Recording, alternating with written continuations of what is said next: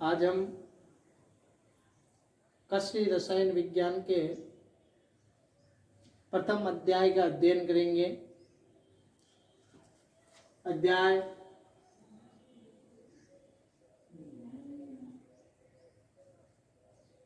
एक, मृदा खनिज।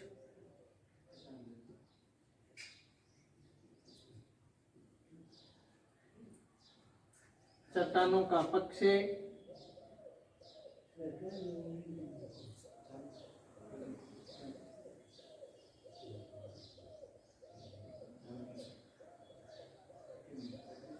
एवं मृदा निर्माण।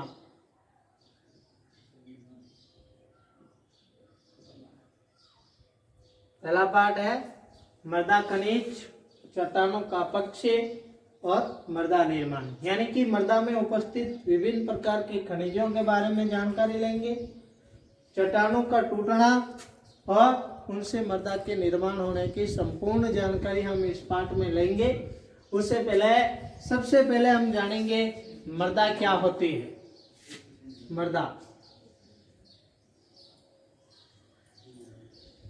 मृदा शब्द की उत्पत्ति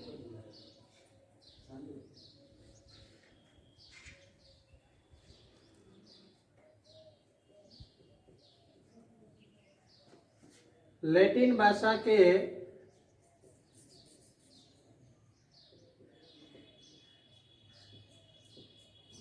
सोलम से हुई है।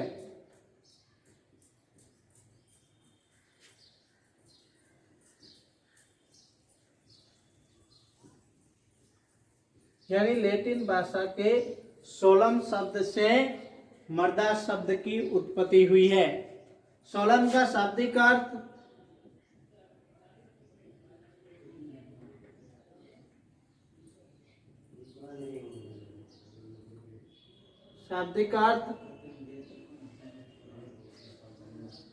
हर्ष अथवा फ्लोर होता है। हर्ष अथवा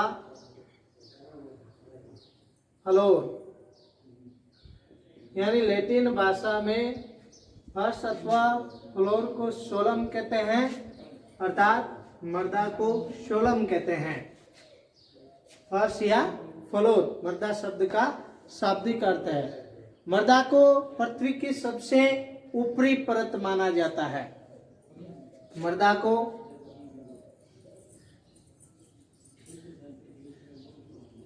पृथ्वी की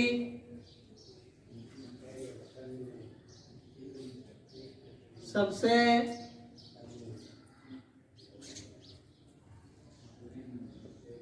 ऊपरी परत माना जाता है। यानी कि जो पृथ्वी है, इस पृथ्वी की ऊपर की परत है धरातल, और धरातल के ऊपर जो एक लेयर या धरातल की जो त्वचा है, एक ऊपरी सतह जो है, उसे हम मृदा कहते हैं। तो हम यूं भी कह सकते हैं कि पृथ्वी की ऊपरी सतह क्या है? मृदा है। मृदा एक त्रिविमीय प्राकृतिक पिंड है। मृदा एक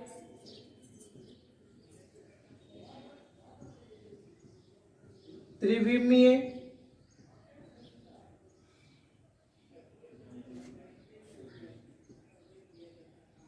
प्राकृतिक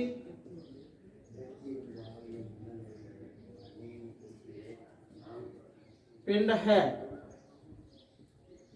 त्रिविमीय प्राकृतिक पिंड का अर्थ है कि जिसकी लंबाई होती है, चौड़ाई होती है एवं गहराई होती है। त्रिविमीय का अर्थ यानी कि मृदा जो है जिसकी लंबाई भी है, चौड़ाई भी है, गहराई है, तो हम इसको क्या कह सकते हैं? त्रिविमीय पिंड कह सकते हैं। और प्रकृति से इसका निर्माण हुआ है, इसलिए ये क्या है? त्रिविमीय प्राकृतिक पिंड है। अर्शिया फ्लोर ऊपरी पर, त्रिविमीय प्राकृतिक पिंड जो पौधों को यांत्रिक आधार, जल एवं पोषक तत्व प्रदान करती है, जो पौधों को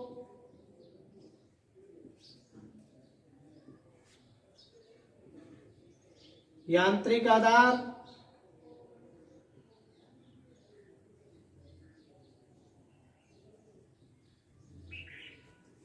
जल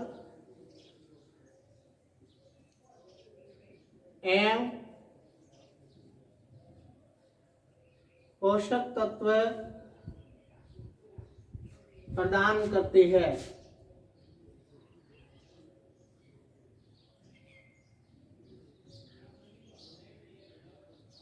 देखो, मिट्टी पादपों को यांत्रिक आधार का अर्थ है कि पादपों की जड़ें जो होती है वो मृदा के अंदर जकड़ी हुई रहती है, धसी हुई रहती है, जिससे उसके सहारे वह खड़े रहता है, तो हम कह सकते हैं यांत्रिक आधार प्रदान करेगी। दूसरी बात, पादप जो होते हैं जड़ों के द्वारा जल का अवशोषण करते हैं, और जड़ें जो मृदा में उपस्थित जो जल होता है उसका अवशोषण करती है, तो मृदा से जल का अवशोषण होता है, और साथ ही मृदा में जो मिले हुए घुलनशील जो पोषक तत्व होते हैं उनको पादप है ग्रहण करते हैं। तो अपन बात कर रहे हैं कि मृदा पादपों को यांत्रिक आधार, जल और पोषक तत्व प्रदान करने का कार्य करती है। अब हम मृदा की परिभाषाएं देखेंगे, उनसे पहले इसको दोबारा देखते हैं। मृदा शब्द की उत्पत्ति लैटिन भाषा के सोलम से हुई है, जिसका शाब्दिक अर्थ फर्श या फ्लोर होता है। यह पृथ्वी की सबसे ऊपरी परत है, जो कि त्रिविमीय प्राकृतिक पिंड है। त्रिविमीय का अर्थ है इसकी लंबाई, चौड़ाई व गहराई होती है। मृदा पादपों को यांत्रिक आधार, जल एवं पोषक तत्व प्रदान। मार्वट एवं जोपे के अनुसार, जोपे एवं मार्वट के अनुसार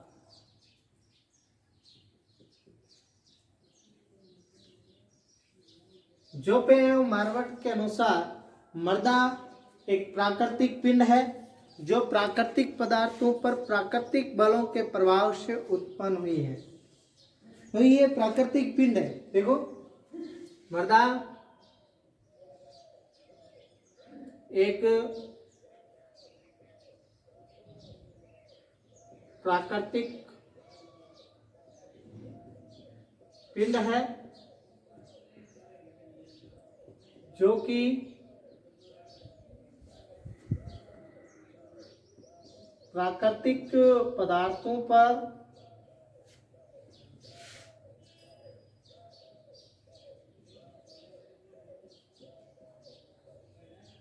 प्राकृतिक बलों के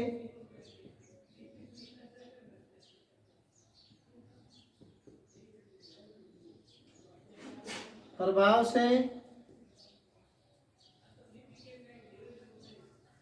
उत्पन्न हुई है।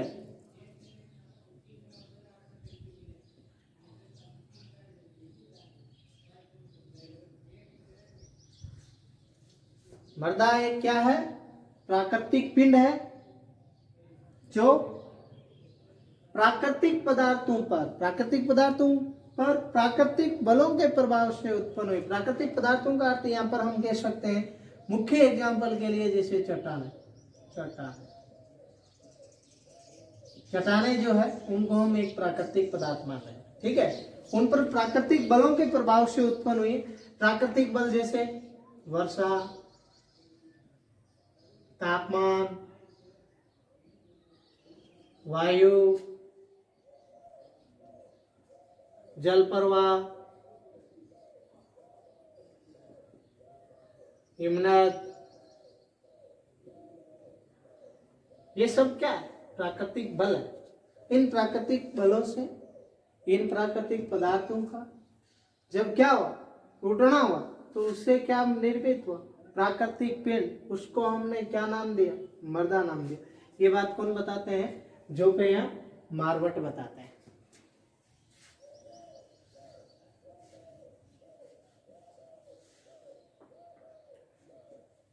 यानी कि प्राकृतिक पदार्थों पर प्राकृतिक बलों के प्रभाव से उत्पन्न जो पदार्थ है उसे हमने मृदा नाम दिया है। और ये बात हम कहेंगे कि प्राय भिन्न भिन्न गहराई के खनिज एवं कार्बनिक अवयवों के संस्तर के अनुसार भिन्न भिन्न प्रकार के जो कार्बनिक पदार्थ है, खनिज है, उनकी भिन्न भिन्न गहराइयों के अनुसार यानी कि अवयव जो है उनके संस्तरों के अनुसार इसके क्या किए जाते हैं, भेद किए जाते हैं। देखो प्राय भिन्न भिन्न खनिज पदार्थ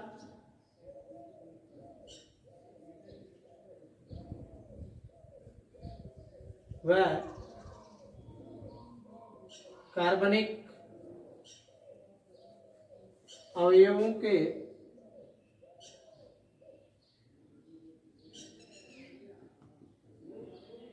संस्तरों के अनुसार इसके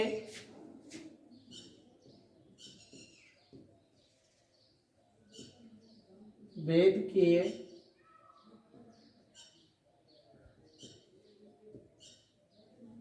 जाते हैं। यानी कि भिन्न भिन्न प्रकार के कार्बनिक पदार्थ और खनिज पदार्थ जो है उनके जो संस्तर है अलग अलग मात्रा के अनुसार इनकी जो परतें पाई जाती है उसके अनुसार क्या किया जाता है, इस मृदा के भेद किए जाते हैं। ये नीचे क्या होता है कि ये संस्तर अपने से नीचे स्थित जो संस्तर है उनसे पैतृक गुणों के अंदर और आकारिकी, भौतिक गुण और रासायनिक गुणों में क्या होते हैं, भिन्न भिन्न होते हैं। यानी कि मृदा की जो विभिन्न परतें होती है, विभिन्न जो परतें होती है वो क्या है, अपने से अलग एक से स्तर दूसरे से स्तर से पैतृक पदार्थों में आकारिकी, रासायनिक गुण और भौतिकी गुण और बनावट के आधार पर क्या होते हैं, भिन्न होते हैं। ये बात जोपे एवं मारवट बताते हैं। प्राकृतिक पिंड प्राकृतिक पदार्थों पर प्राकृतिक बलों से उत्पन्न है और प्राय भिन्न भिन्न खनिज पदार्थ और कार्बनिक अवयवों के संस्तर के अनुसार इसके भेद किए जाते हैं। ये संस्तर एक दूसरे से क्या होते हैं, पैतृक पदार्थ है, रासायनिक गुण है, भौतिक गुणों में क्या होते हैं, भिन्न होते हैं। ये बात जो पे मारवट के अनुसार। अगली परिभाषा जो है वो है बकमैन व ब्रैडी के अनुसार।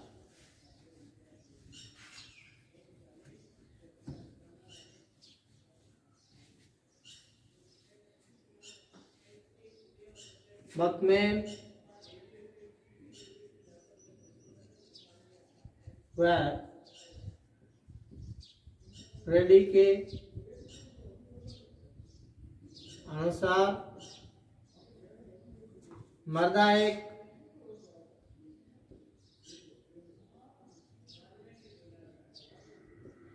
प्राकृतिक पिंड है जो कि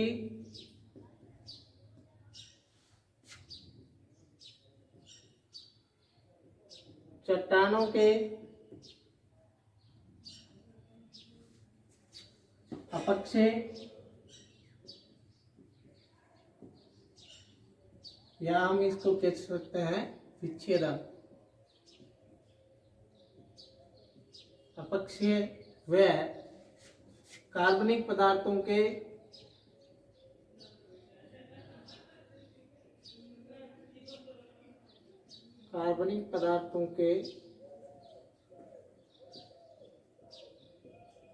सड़ने गलने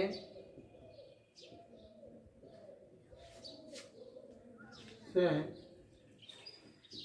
मिश्रण के रूप में, सड़ने गलने से मिश्रण के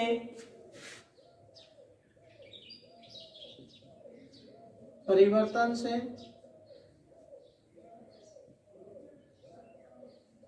सड़ने गलने से मिश्रण के परिवर्तन से मृदा प्रोफाइल के रूप में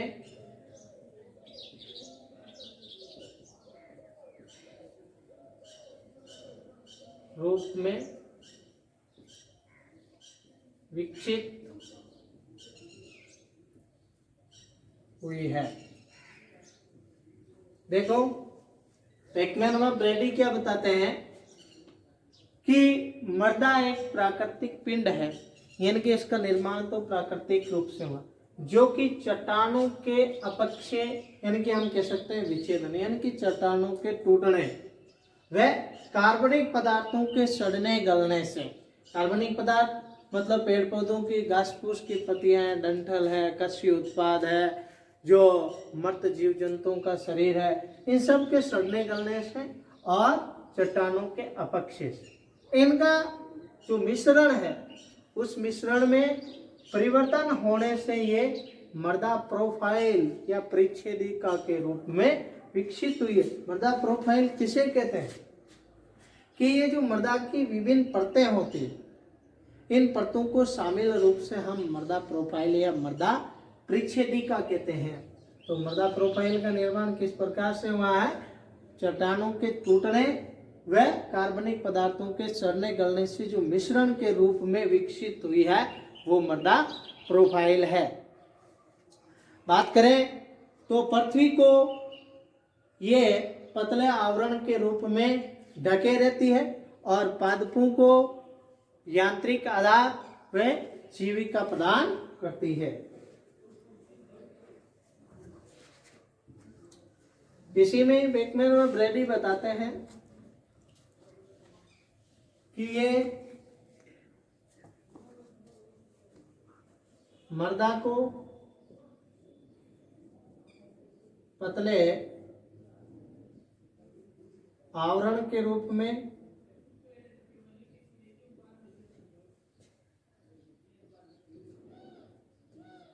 ढके रखती है।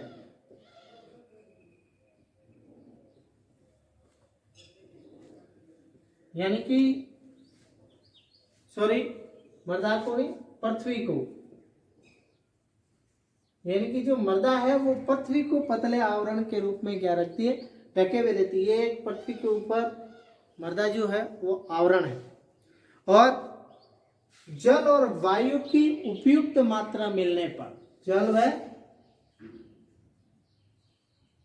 व वायु की उपयुक्त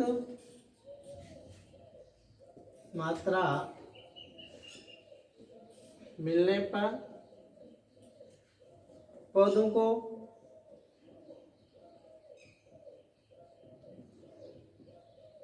यांत्रिक आधार व जीविका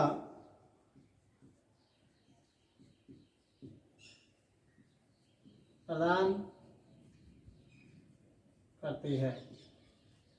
मृदा पादपों को यांत्रिक आधार देगी और सही जल और वायु की मात्रा अगर मृदा में मिलेगी जिससे ये पादपों को जीवन प्रदान करेगी। ये बात भी बेकमैन व ब्रेडी अपनी परिभाषा में, मृदा की परिभाषा में बताते हैं। नेक्स्ट पॉइंट हम देखेंगे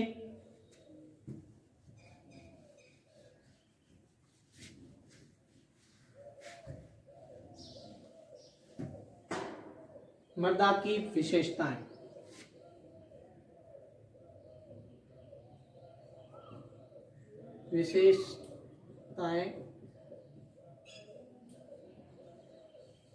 देखो ये एक बात तो कंफर्म हो गई जिसको हम विशेषता में लिख सकते हैं कि मृदा एक प्राकृतिक पिंड है। मृदा एक क्या है?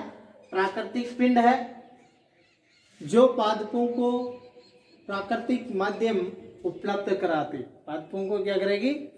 प्राकृतिक वृद्धि करने के लिए प्राकृतिक माध्यम उपलब्ध कराती है। इसका कृत्रिम रूप से संश्लेषण नहीं होता। ये पादपों को वृद्धि करने के लिए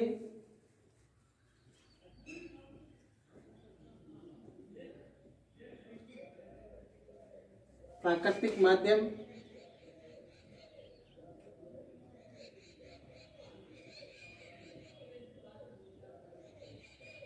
प्रदान करती है।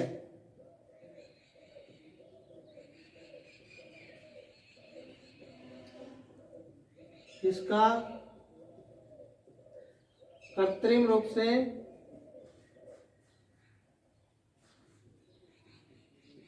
संश्लेषण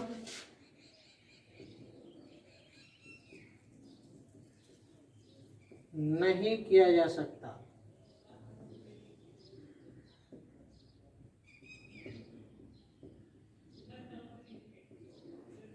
यानी कि मिट्टी जो होती है वो पादपों को वृद्धि करने के प्राकृतिक माध्यम देगी, उपलब्ध कराएगी, प्रदान करेगी, और कृत्रिम रूप से मृदा का संश्लेषण या निर्माण नहीं किया जा सकता।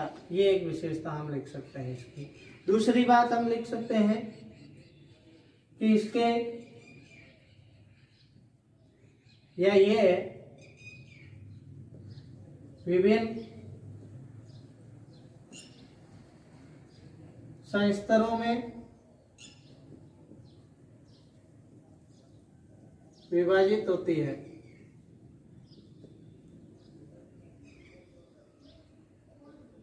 यानी कि मृदा के विभिन्न संस्तर होते हैं, अलग अलग परतें पाई जाती है, जो कि पदार्थों के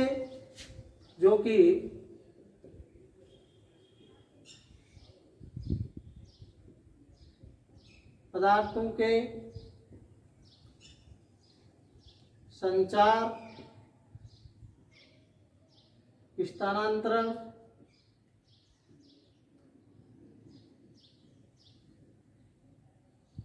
व संचयन के कारण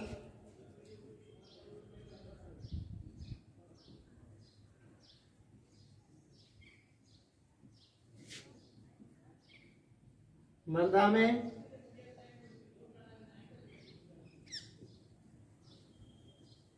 विभिन्न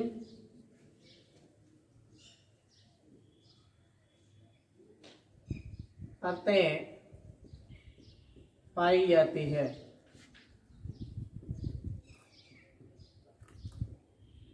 देखो, ये विभिन्न संस्तरों में विभाजित होती है तथा पदार्थों के संचार, स्थानांतरण व संचयन के कारण मृदा में विभिन्न परतें पाई जाती है। विभिन्न प्रकार के पदार्थों को देखो, सबसे पहले हम संचयन की बात करते हैं। तो सबसे मृदा का जो ऊपरी परत होगी, ऊपरी संस्तर जो होगा, उसके अंदर जैसे ह्यूमस की मात्रा सर्वाधिक पाई जाएगी। घास फूस की पत्तियां जो सड़ी गली रहेगी लेकिन बड़ी बड़ी दिखाई देगी अंकुश है। उससे नीचे जाएंगे, हाँ उसमें कार्बनिक पदार्थ ह्यूमस तो होगा, लेकिन वो हमें आंखों से दिखाई नहीं देगा, यानी कि बिल्कुल महीन होगा। उससे नीचे जाएंगे तो ह्यूमस की कमी होती जाएगी। तो ये संचयन, भिन्न भिन्न प्रकार की मात्राएं संचयन है। तो उस आधार पर भी परतें बन रही। पदार्थों के संचार और स्थानांतरण, जैसे कि ऊपरी परतों में वायु का, जल का संचार और स्थानांतरण अधिक होता है, लेकिन नीचे की परतों में कम होता है। नीचे की परतों के कणों का आकार जैसे बड़ा होता है, ऊपरी परत जो होती है उनके कणों का आकार छोटा होता है।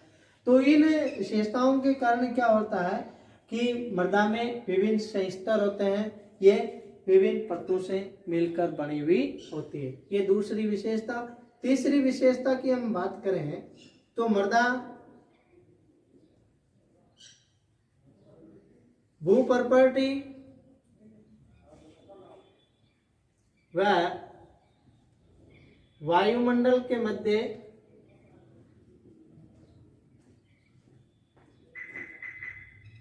एक सतह होती है।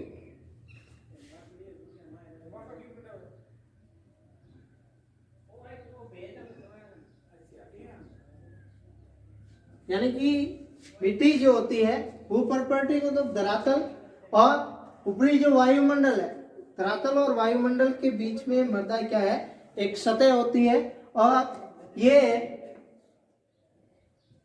विभिन्न पदार्थ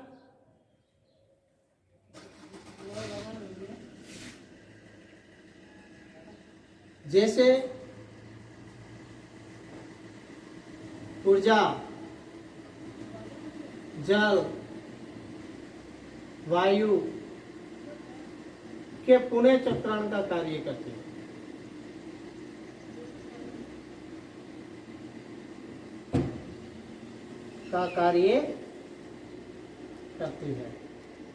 रिसाइकिल का कार्य करती है। जैसे ऊर्जा के पुनः निर्माण का, जल है, वायु है, जिसे जल का जो मृदा के अंदर उपयुक्त रूप से आर्द्रता बनी रहेगी उनसे पेड़ पौधे ग्रहण करेंगे, वायुमंडल की आर्द्रता पुनः बनी रहेगी।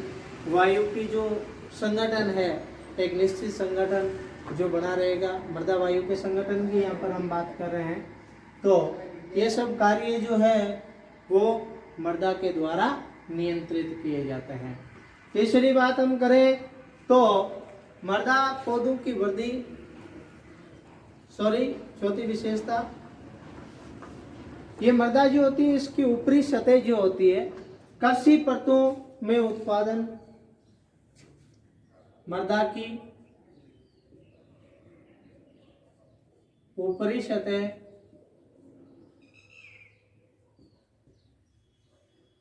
कृषि फसलों के उत्पादन में प्रयोग की जाती है।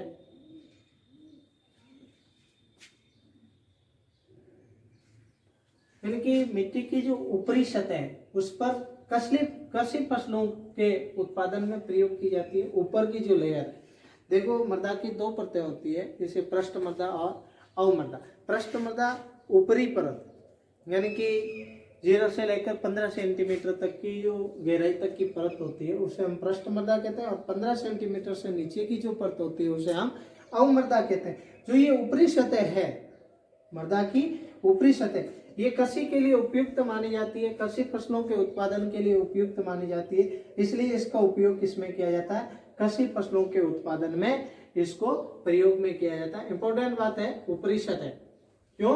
क्योंकि नीचे की जो सतह होती है वो उतनी उपजाऊ नहीं होती है, इसलिए ऊपरी सतह का उपयोग फसलों के उत्पादन में किया जाता है। इसके अलावा हम बात करें कि विभिन्न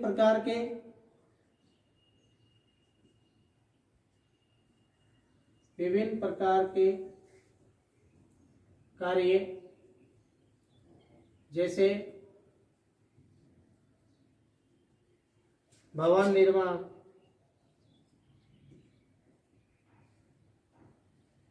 सड़क, रेल व बांध निर्माण में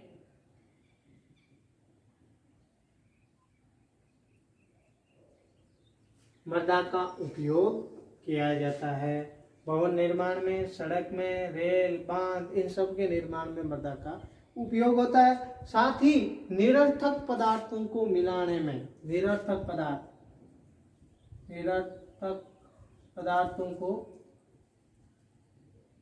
पदार्थों को मिलाने में मृदा का उपयोग किया जाता है। निरर्थक पदार्थों को मिलाने में उपयोग किया जाता है तो अवशिष्ट पदार्थ होते हैं, इनको हम मिट्टी के अंदर गहराई तक दफना सकते हैं, मिट्टी में मिला सकते हैं। तो ये मृदा की विशेषता है।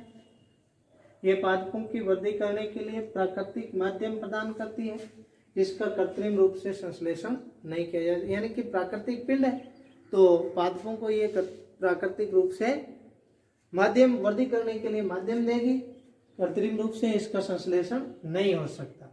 दूसरी विशेषता है कि ये विभिन्न संस्तरों में विभाजित होती है तथा पदार्थों के संचार और स्थानांतरण व संचयन के कारण मृदा की विभिन्न परतें पाई जाती है। तीसरा, मृदा भूप्रॉपर्टी और वायुमंडल के मध्य एक सतह होती है और विभिन्न पदार्थ जैसे ऊर्जा इनका कार्य करती है। मृदा की ऊपरी सतह कृषि फसलों के उत्पादन में प्रयोग की जाती है और विभिन्न प्रकार के कार्य, भवन निर्माण, रेल, सड़क, यातायात, बांध निर्माण में निरर्थक पदार्थों को मिलाने में इसका उपयोग किया जाता है। देखो कि इसके अंदर विशेषताओं में अलग अलग कर सकते हैं और इसके कार्य को भी हम विशेषताओं में शामिल कर सकते हैं। अगर विशेषता का बड़ा पॉइंट आता है तो ये कार्य भी इसके अंदर शामिल कर सकते हैं, अदरवाइज अलग छोटा प्रश्न आता है तो इस प्रकार से दो विशेषताएं हम दे सकते हैं। और हम ये भी कह सकते हैं कि ये विभिन्न जो संस्तर होते हैं वो एक दूसरे से पैतृक पदार्थों में भिन्न होते हैं, बाकी ये विशेषताओं में शामिल करें। अब हम पढ़ेंगे मृदा का अध्ययन।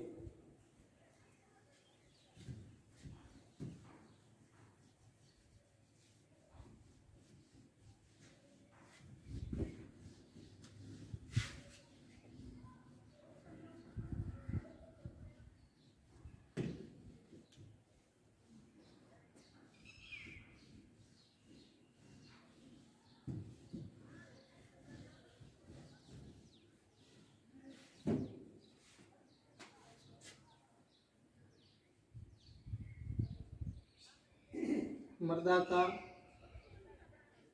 अध्ययन।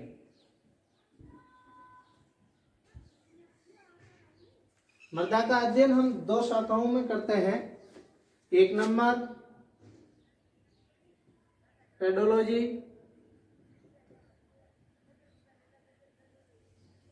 देखो पेडोलॉजी क्या है कि मृदा को एक प्राकृतिक पिंड माना जाता है। मृदा को क्या माना जाता है? एक प्राकृतिक पिंड माना जाता है। ये विज्ञान के इसका अध्ययन विज्ञान की उस शाखा में किया जाता है कि जैसे विज्ञान की वह शाखा जिसमें मृदा के जन्म, निर्माण और वितरण से संबंधित अध्ययन जो होता है उसे हम पेडोलॉजी कहते हैं। तो पहले ये लिख देंगे, ये एक प्राकृतिक पिंड है। परिभाषा के तौर पर हम देखें तो विज्ञान की वह शाखा, विज्ञान की वह शाखा जिसमें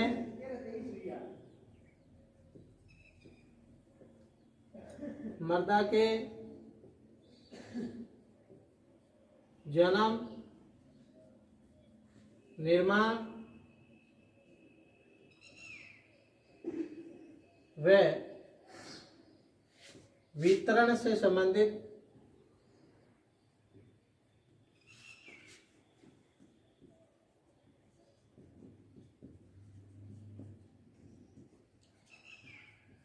अध्ययन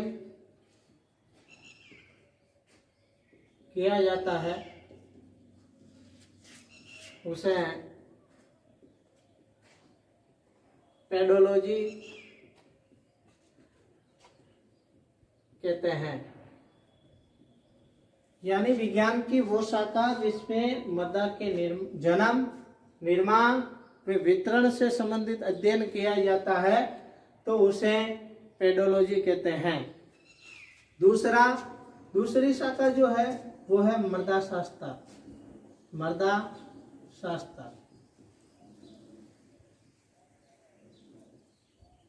मृदा शास्त्र के अनुसार कि मृदा का अध्ययन उच्च पादप समुदाय के दृष्टिकोण से किया जाता है तो उसे मृदा शास्त्र कहते हैं। तो मृदा का अध्ययन, मृदा का अध्ययन उच्च पादप समुदाय के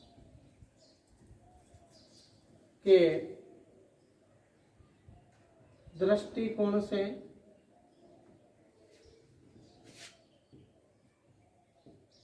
किया जाता है तो उसे मृदा शास्त्र कहते हैं।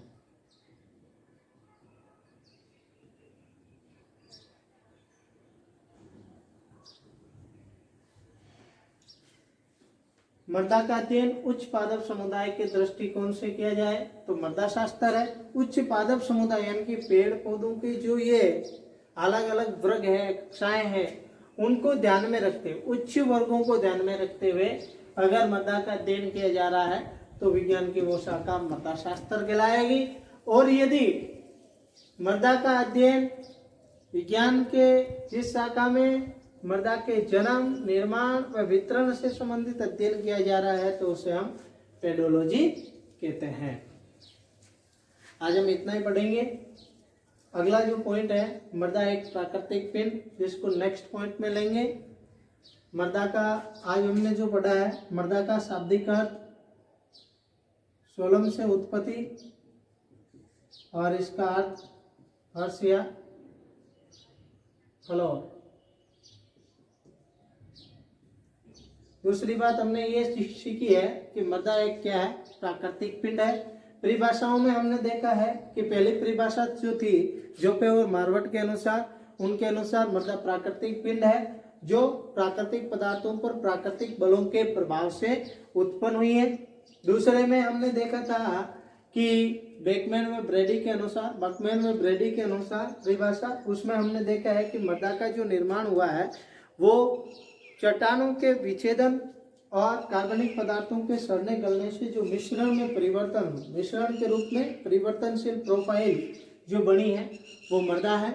और उसके बाद में हमने मृदा की विशेषताएं देखी थी। विशेषताओं में हमने देखा था कि मृदा में विविध संस्तर पाए जाते हैं, परतें पाई जाती है जो कि पदार्थों के स्थानांतरण, संचार के लिए क्या होते हैं, उपयुक्त होते हैं। उसके अलावा हमने देखा है कि मृदा में विभिन्न पैतृक पदार्थों एवं जलवायु के कारण ये आकारिकी, संगठन और रासायनिक जैविक गुणों के अंदर क्या होते हैं, एक दूसरे से भिन्न होते हैं। उसके बाद हमने देखा है मृदा के कार्य, और मृदा के कार्य और विशेषताओं को हमने पॉइंट को शामिल रूप से पढ़ा था। ठीक है, तो कार्य के अंदर हमने देखा है कि मृदा जो होती है उसके अंदर ये मृदा भूपपड़ी और वायुमंडल के बीच में एक परत के रूप में पाई जाती है जो कि विभिन्न पदार्थ जैसे ऊर्जा है, जल है, वायु है, इनके पुनः चक्रण का, रिसाइकिल का कार्य करती है। उसके अलावा हमने देखा है कि मृदा जो होती है पादपों को यांत्रिक आधार और प्राकृतिक माध्यम प्रदान करती है। उसके अलावा मृदा जो होती है वो उसकी ऊपरी परत जो होती है जिसको हम कृषि कार्य या कृषि फसलों के उत्पादन हेतु प्रयुक्त करते हैं, प्रयोग में लाते हैं। उसके अलावा मृदा का उपयोग जो है भवन, इमारत, सड़क, रेल, बांध इन सब के निर्माण में किया जाता है।